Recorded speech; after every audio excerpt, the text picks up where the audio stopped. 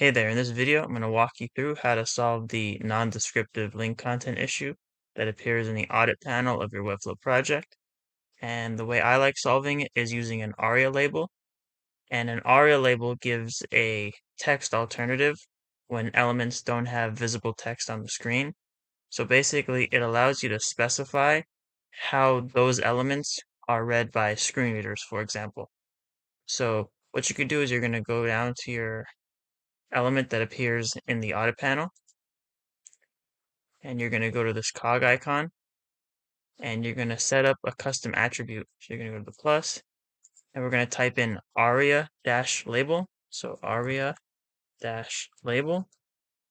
And for the value, we're going to type in what it is. So this first one is Facebook. So I'm just going to type in Facebook, and I'm going to click away. And that one is solved. And so now I'll do this for the rest.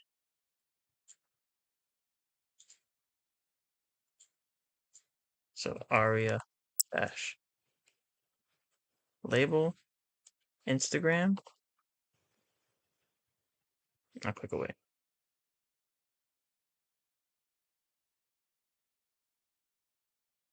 Aria-label, Twitter.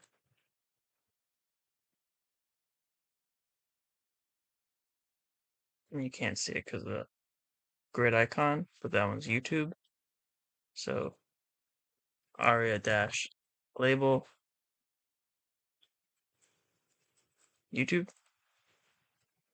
And there you go. And if you look at the audit panel, it's all solved. So hope this helps. Thank you for watching.